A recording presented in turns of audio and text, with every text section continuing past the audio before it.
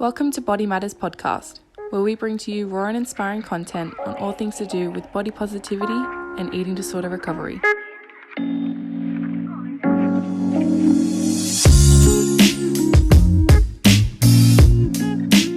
On today's episode, we have a pre-recorded recovery talk that we've done at Body Matters, and this is a special guest, Sarah. Now, Sarah has been very open with her personal recovery journey, and as always, we have no doubt that this will definitely inspire others to understand that recovery is possible. So we hope that you enjoy this recovery talk and learn a little bit of something from her own experience. Gosh, I don't even know where to start, but I guess my recovery journey started just over 3 years ago, although I had been dealing with an eating disorder since I was 16. So it was 12 years before I started receiving support. And it wasn't by choice that I went so long without seeking treatment. It was because I didn't realize that I had an eating disorder.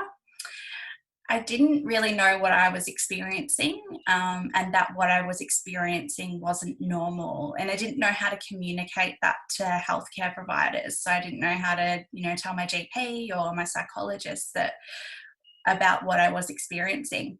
So as I said, my earliest memory of engaging in eating disorder behaviours was when I was around 16, although I'm sure that it started earlier, and I had very fortunately existed in my body for around 15 to 16 years with very minimal thought or preoccupation around it. I grew up in a body that I just believed it just was a body. It didn't sort of have my worth or value wasn't attached to that. I didn't receive any unsolicited comments about my weight or body shape by any family or peers, and I could quite easily move around. I could find clothes in my size in stores. So changing my body never actually really became a thing until I hit the 15, 16 year old period. And I guess that was when puberty started to hit me and I started to get some shape to my body. And this seemed to catch the attention of some boys at my high school, and it turned into bullying around my appearance. And being called some really horrible things. And as a 15 or 16-year-old, that really, devastated me. I wanted to be accepted, and I didn't realize that, there was something wrong with my body. So I started experiencing some body dysphoria. I began to really loathe and feel uncomfortable in my body, and I thought that in order to be accepted I had to look a certain way, to be smaller, to lose weight. And this behaviour also began to coincide with some difficulties with some interpersonal relationships that I was having. So during high school, I had a falling out with a group of friends, which felt like the end of the world when I was 16. I grew up in a small town where the options of friends was very limited, and I just felt really, really alone. I started to withdraw from, my usual activities like competitive sports. I started struggling with my studies at high school. I didn't want to go to school. I became really withdrawn and moody at home. And I also had a fairly dysfunctional home life too. So my parents had divorced. I experienced, I witnessed several years of domestic violence. And even though they had divorced, there was still ongoing, issues around, money and custody, and traveling between the two households and dealing with my mum entering new relationships. So I began to become really depressed, and I didn't know how to deal with everything that I was experiencing at that time. And I now sort of realised that there was a lot of trauma in my life. And because of this trauma and not knowing how to deal with the trauma, I started to use food to numb my feelings. It became a bit of a way for me to manage my emotions. It gave me some comfort, comfort that I wasn't receiving from other areas of my life. I didn't feel safe at home. I didn't feel safe at school. I started eating in secret. I hid food in my room. I raided the pantry when my family wasn't home. I didn't feel overly guilty or shameful at this point because the experience was so new to me. And with the binging, I started gaining a little bit of weight, which was probably a combination of the binging and my changing body and no longer playing sports and things like that. But the weight gain, which wasn't overly significant, resulted in me wanting to lose weight and go on a diet. And so I started engaging in those restrictive behaviours, like skipping meals, cutting certain food groups, counting calories, and obsessive exercise as well. Just wanting to change my body, and even convincing my mum to let me buy diet pills at one point as well. But I thought that this behaviour was quite normal. A common way for me to bond with friends was to talk about how, we were fat or we didn't like our bodies, and nothing was ever really said to me by my family and friends. And I guess it was because that they didn't think that my behaviour was overly concerning. So some of it I was doing without them knowing, but the exercising and I guess wanting to eat healthy too. And my behaviours weren't leading to significant changes to my body as well. And I guess with that perception of what we had been taught an eating disorder looked like, I sort of believed and was taught that an eating disorder had a look to it, and it involved someone being underweight. So, that didn't really ring any bells to myself or to any of my family or my friends. I was simply just, on a bit of a health kick. At the time, I wasn't engaging in any self-induced vomiting, so I didn't believe that I had bulimia either. And because of those restrictive behaviours being cancelled out by the binging, I wasn't losing weight. So on the outside, I couldn't possibly have an eating disorder. And I guess that's why it went undiagnosed for so long. These behaviours sort of continued into adulthood. In addition to binge eating, I started engaging in, binge drinking and living a bit of a party lifestyle, transitioning from high school to uni. And with that came a lot of weight gain and a lot of dissatisfaction with my body again. And I was in a pretty unhappy relationship. I lost a few friends as I distanced myself from the party lifestyle.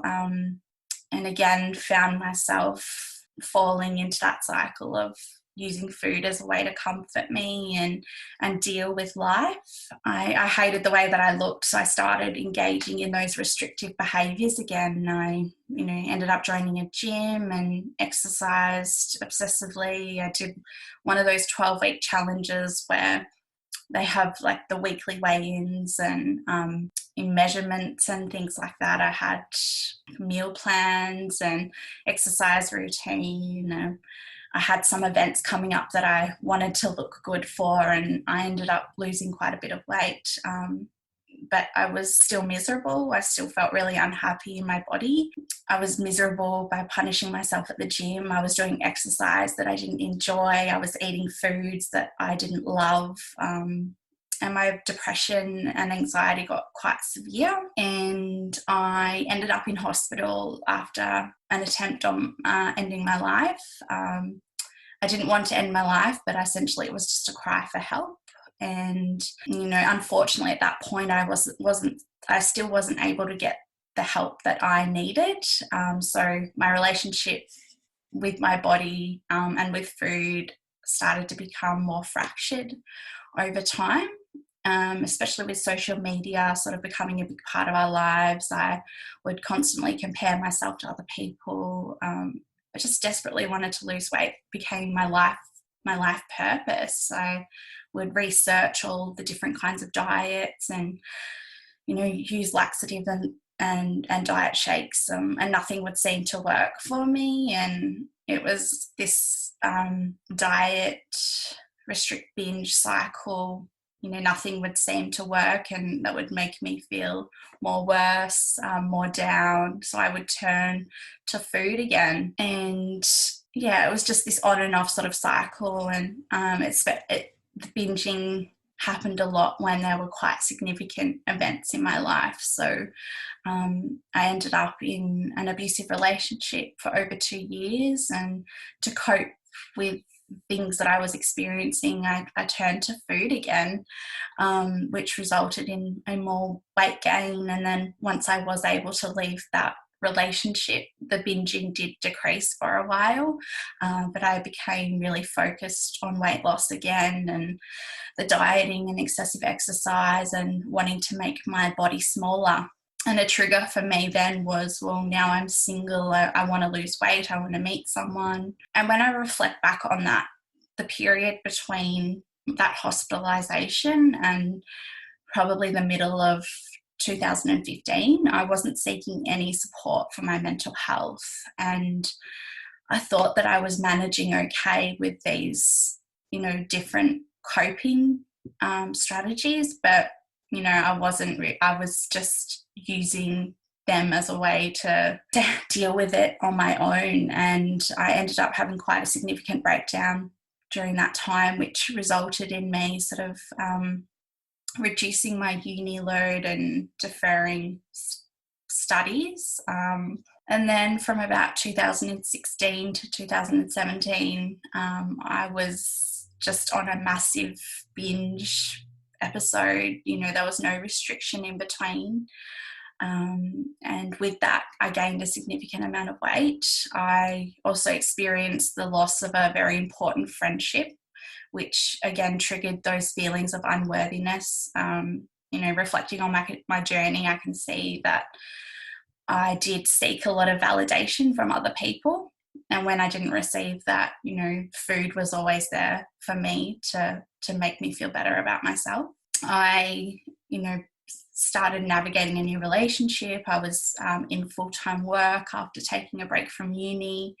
And then that all came crashing down at the beginning of 2017, where I got to the point where I couldn't get out of bed anymore. I couldn't leave the house, and I ended up leaving my job to focus on my mental health. So at this point, I still didn't know that I had an eating disorder. I just thought that, I was depressed and I had anxiety, and so those were the things that I was focusing on at the time. So yeah, a lot of changes happened that year. My partner and I, we had to move out of our rental property because we couldn't afford it on one income, and ended up moving in with his parents. And I felt a lot of guilt and shame because I didn't have a job and I wasn't contributing to the household, like financially contributing.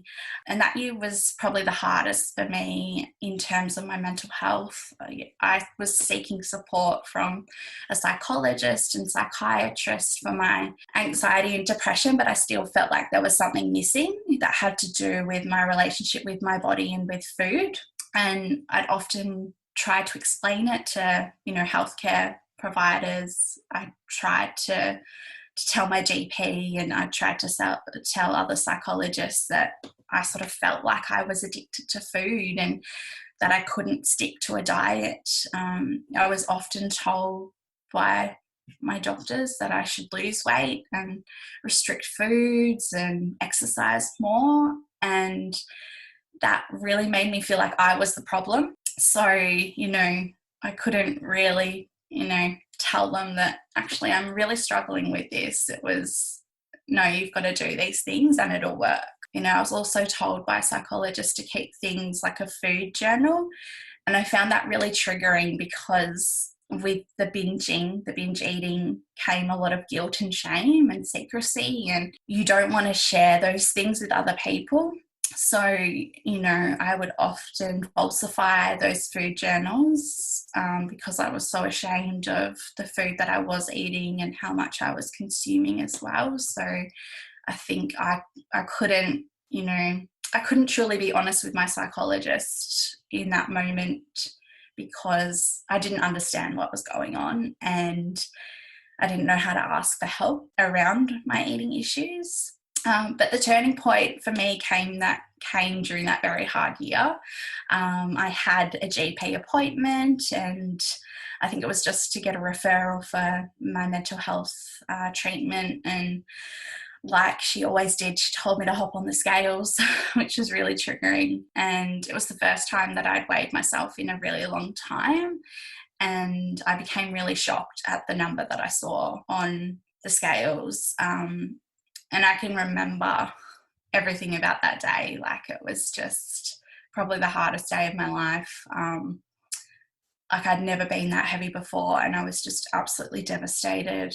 But again, I was just told to do more to lose weight, even though, you know, in that moment I was really struggling with my mental health. It was hard enough to get out of bed every day, let alone go and exercise and things like that. And I became sucked into that need to want to restrict and go on a diet again. I was just about to splurge on some diet products that a friend was promoting and trying to sell. But I had an appointment with my psychologist who had just told me that she'd recently met a dietitian in the local area who specialised in mental health. And I now realise that the dietitian specialised in eating disorders, but my psychologist didn't tell me that, in case that, you know, that worried me and put me off seeing her.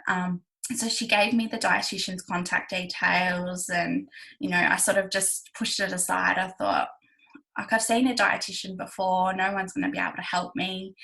And then one night I ended up, you know, looking at her details online, and for the first time in my life I learned about binge eating disorder. And it was just such a relief to put a name to it, because for so long I just felt like I was alone, and I truly believed that, you know, I was the only one in the world experiencing what I was experiencing. And because I'd carried, you know, the things that the GP had said to me that indicated that it was my fault, just to know that it actually wasn't my fault was, yeah, it was life-changing for me. In addition to learning about binge eating disorder, you know, I also learnt more about bulimia too, and, you know, what the symptoms of bulimia were as well. And, you know, to be able to put a name to those things that I was experiencing and had experienced in the past. Yeah, that was the moment that everything really changed for me. So from my dietitian, I was then referred to a binge eating disorder and bulimia like therapeutic and support group, which was absolutely incredible. Not only did I learn skills to help me in my recovery, but the fact that I got to meet other people who had very, very similar experiences to me was so incredible. Yeah, just the power in being around other people who had experienced binge eating and bulimia. I remember the very first session, and we all got an opportunity to share our stories, and it was so powerful just hearing other people's stories, but also being able to share my own too. It's something that I had kept to myself for a long time. You know, the only person that I had told about my experiences was probably the dietitian.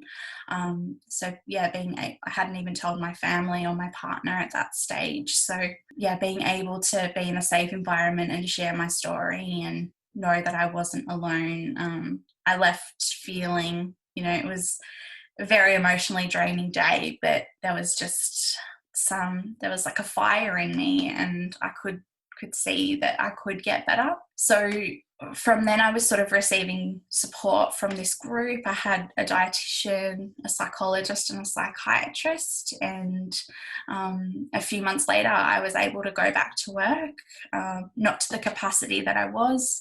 So I did like a casual role over Christmas, and started to get back into a bit of a routine. And then I started documenting my recovery journey online through a blog and on Instagram, and started following people who promoted body acceptance and body diversity too, changing my Instagram and social media feeds to things that promoted body diversity, and seeing people who had similar bodies to my own was really helpful, because previously I'd used Instagram as a tool to compare myself, and I guess to get motivation to make myself smaller. I was quite obsessed with, before and after photos and things like that. I started reading books and listening to podcasts about body image and eating disorders, and I started to feel really liberated and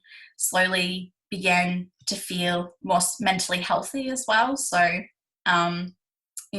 it's the big question, what came first, the chicken or the egg? And I don't know if it was my depression or anxiety that came first, or if it was the eating disorder that came first, but I was finally able to understand that they can all connected. And I guess being able to share my recovery journey online, I started to become really passionate about sharing my story. One of the main reasons is because I feel like binge eating disorder isn't spoken about as much as other eating disorders, but yet it's one of the most common eating disorders. So I really want to raise awareness and educate people, encourage people to seek help early so others don't go through the same struggles that I did. And I'm also really passionate about sharing my story because I think it's really important that people are aware that eating disorders do affect people of all body shapes and sizes and weights. Because I believe that one of the reasons why my eating disorder behaviours were accepted and encouraged and sometimes even congratulated by other people was because of my weight. It wasn't often seen as an issue, and it was quite normal to dislike your body and want to lose weight. And I've also found like a use for my struggles, and to turn that into a passion to help others. So 2 years ago, I started coaching women with body image concerns, and this year I've sort of started to transition into more peer support, peer mentor work around eating disorders and mental illness. So I began a role as a mental health peer support worker in community health, and also facilitating eating disorder recovery groups online too. It's something that I never thought that I would be doing. When you think back to when you're in high school and you plan your life out and your career and what you want to do, I think working in this field is something that I never imagined doing. But I'm very grateful for my struggles because it has led me here.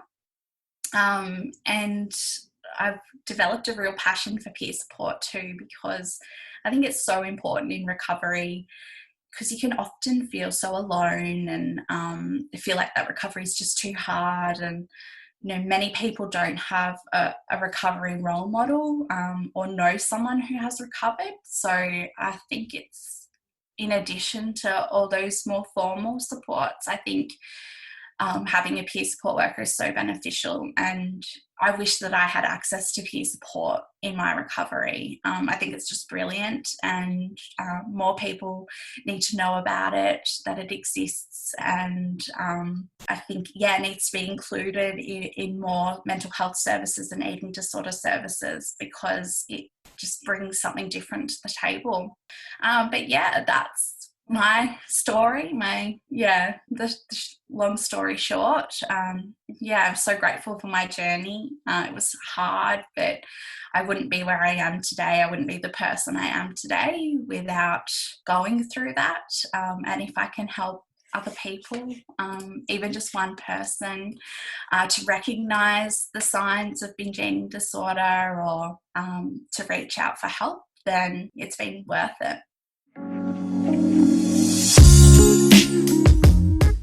We thank Sarah for being so open with her recovery journey, and I have no doubt that this will definitely inspire others to understand that recovery is definitely possible. We would like you to also stay tuned for next episode, where we have a special guest, Tully Humphrey, who is the entrepreneur, designer and owner of Tully Lou, the activewear brand. Tully was featured in one of our recovery talks at Body Matters in the past, and we will be talking about how her activewear brand and life now does inspire her today. So stay tuned for our next episode, and we will see you then.